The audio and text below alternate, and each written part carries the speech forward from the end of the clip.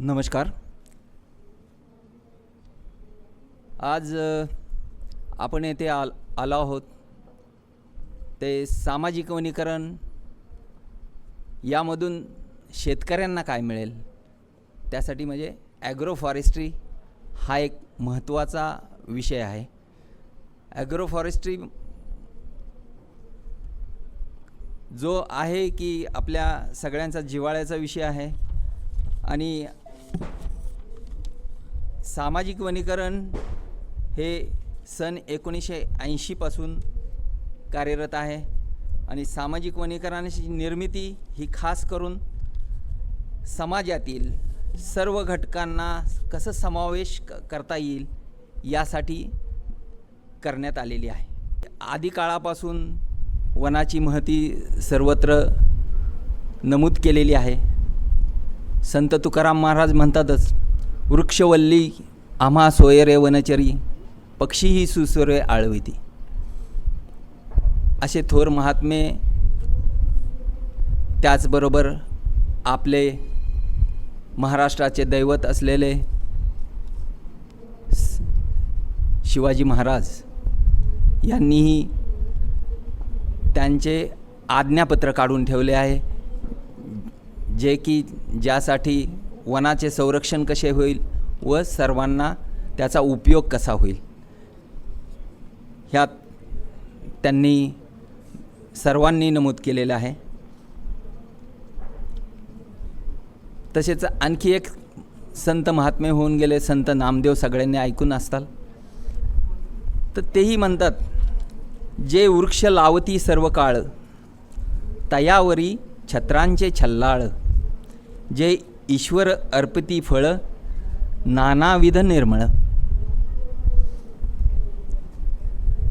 आणि परत बऱ्याचशा अशा भविष्यपुराण, राजधर्म, कौस्तुभखंड यात नमूद केलेलं आहे की माणसाने ह्या जन्मात आल्यावर काय काय करायला हवं, म्हणजे काय केल्यावर त्याला सद्गती लाभते. तर त्यांनी असं नमूद केलं आहे की आयुष्यात येऊन एक तरी पिंपळ म्हणजे अश्वस्थ वृक्ष लावावा, एक कडुनिंब लावावा, एक वड लावावं, 10 चिंच, 3 कवट, 3 बेल, 3 आवळा तथा 5 आंब्याची झाडे लावणारी व्यक्ती ही पुण्यवान व्यक्ती कधीच नरकात जात नाही, असं त्यांनी ग्रंथात नमूद केलं आहे. म्हणजे की ह्या वनाची महती सर्व दूर काळ ही चालत आलेली आहे. परंतु आपले स्वराज्य निर्मिती किंवा जो काही युग चालू झालं त्यात कारखाना आणि प्रगतीकडे माणसाची वाटचाल चालू झाली. त्याचबरोबर आपली वनाची जागा कमी व्हायला लागली, कारण जमीन ही तेवढीच आहे, ती काय वाढत नाही. आणि असणारे वन हे म्हणजे ह्या धर्तीवर सर्वांना सुसह्य होण्यासाठी कमीत कमी 33% वन असायला हवे. तर त्यात आपल्या महाराष्ट्रात किंवा देशात केवळ 20% वन जमीन आहे व त्यावर आपल्याला आता आपण बघतोय की जर वन नसेल किंवा जास्त आपण म्हणतो की खूप प्रगत आपले शहरं झाली. आता काल परवाचंच उदाहरण घ्या, दिल्ली. तर दिल्लीचं काय झालं आहे, दिल्लीचं एक गॅस चेंबर झालं आहे. ते कोणी केलं आहे? तुम्ही आम्हीच केलं आहे. तर तुम्ही आम्ही केलं आहे आणि त्यातून आपण म्हणतो आहे की आपण प्रगतीकडे चाललो. हो, प्रगतीकडे चाललो आहे, पण त्यात परत अधोगती होईल. आणि परवाच एका शास्त्रज्ञाने कथन केलं आहे की आपल्या पृथ्वीचा आयुष्य केवळ इथून पुढं 600 वर्ष आहे.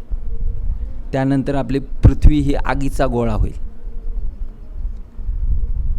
तर वेळीच आपण सगळ्यांनी जर सहभाग केला आणि एकमेकाला जर सहाय्य केलं, कारण आपणच आपल्या घटनेचे शिल्पकार आहोत, आपल्या जीवनाचे शिल्पकार आहोत. तर त्यासाठी वृक्ष हा आपला कल्पवृक्ष आहे. आणि त्यात आपण आता काय करू शकतो? वनाची जमीन कमी आहे, तर आम्ही शेतकरी आहोत. मी पण हाडाचा शेतकरी आहे.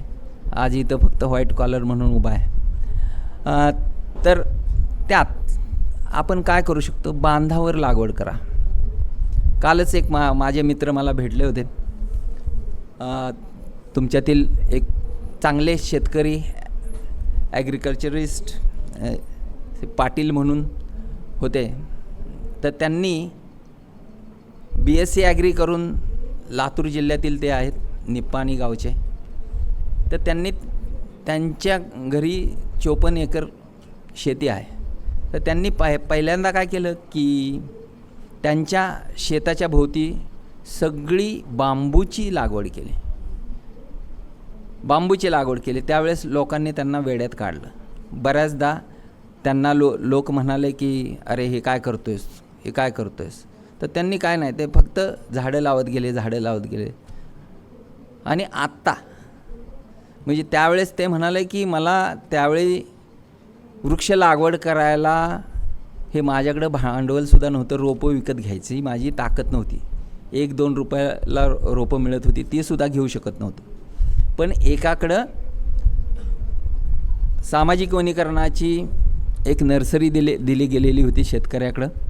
तर त्या शेतकऱ्याकडं जी नर्सरी होती त्यात न खपलेली रोपं अशी 40,000 बांबूची रोपं त्यांनी त्यांच्या शेतावर लावली. तर ते म्हणे जादू अशी झाली की काय, काळ निघून गेला, 10-15 वर्ष 20 वर्ष गेले. आणि त्यानंतर आत्ता म्हणे मागच्या 4-5 वर्षात दुष्काळ होता मराठवाड्यात, खूप दुष्काळ, म्हणजे प्यायला पाणी नव्हतं. त्यांनी गावाचं नाव पण सांगितलं की निपाणी म्हणजे पाणी नाही असं गाव, त्याला निपाणी. तर ती त्यांची सत्यकथा त्यांनी सांगितली.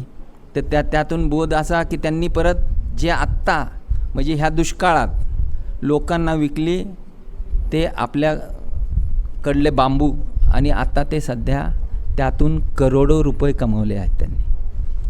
तर मित्रांनो, ह्या वनाची महती खूप आहे. आज लावा, तुम्हाला उद्या मिळेल. थोडासा काळ जातो, पण काळ गेला तरीसुद्धा आपल्याला भविष्याचा पण विचार करायला पाहिजे, आपल्या पोराबाळांचा विचार करा. आपल्याला आत्ता सध्या काय मिळेल तर तात्पुरतं आहे. आणि बांबू हा विषय असा आहे की बांबू तुमच्या काठावर म्हणजे बांधावर कुठेही लावू शकता. असं की एकदम पडीक जमीन असेल तर जिथं काही येत नाही तिथं लावा. आजकाल ड्रिपची सोय आहे, भरभर वाढतो, 3 वर्षात तुम्हाला उत्पन्न मिळू शकतं. आणि आजपर्यंत आता बऱ्याच लोकांनी त्यावर काम केलेलं आहे. त्यांचे अनुभव ते तुम्हाला कथन करतील. कारण मी सर्व काही गोष्टी तुम्हाला सांगणं हे मला बरं वाटत नाही, कारण ते म्हणजे एक लेक्चर दिल्यासारखं तुम्हाला वाटेल. तर फक्त हे सामाजिक वनीकरणाची निर्मिती शासनाने केली ते तुमच्या आमच्यासाठी.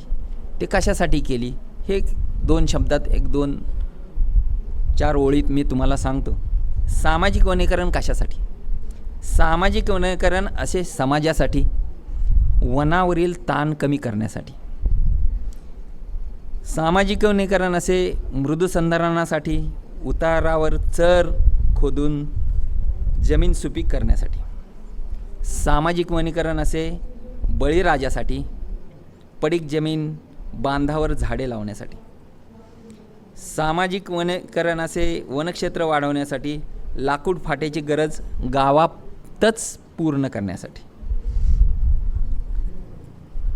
सामाजिक वनीकरण असे पाणलोट क्षेत्रासाठी, रोजगार निर्मिती करून गावाच्या विकासासाठी. सामाजिक वनीकरण असे जनजागृतीसाठी, पर्यावरणाचे महत्त्व पटवून देण्यासाठी. सामाजिक वनीकरण असे हरित सेनेसाठी, त्यांच्याकडून हिरवळ निर्माण करण्यासाठी.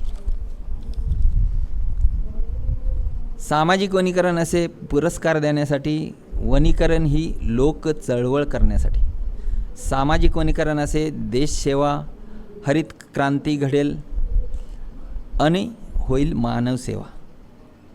तर आपण कसं आहे की स्वतःच्या स्वार्थातून परमार्थ साधावा अशी सगळ्यांची इच्छा असते. तर वृक्ष लावले तर त्याची फळं तुम्हाला मिळतील. आणि आजकाल आता शासनाने अशा योजना आणत आहेत की तुम्हाला तुमच्या शेतावर तुम्हाला हवी तशी खड्डे करा, तुम्हाला त्याची आर्थिक मदत सरकार देणार आहे आणि वृक्ष लागवड ही करून देणार आहे. तुम्हाला जी पाहिजे ती रोपं तुम्ही सामाजिक वनीकरणकडे नोंदवा, तुम्हाला ती रोपं पोहोच मिळतील. तर ह्या गोष्टींचा फायदा घ्या आणि अशाच विविध योजनेतून ज्यांनी आपली स्वप्न साकारली असे लोक तुम्हाला त्यांचे अनुभव कथन करतील आणि त्यानंतर आपला कोणाला जर काय शंका असतील, काय प्रश्न असतील, ते सगळ्यांचे प्रश्न स्वागतार्ह आहेत. त्याची निसंकोच उत्तरं दिली जातील याची मी खात्री देतो आणि माझे 2 शब्द प्रास्ताविक संपवतो. धन्यवाद.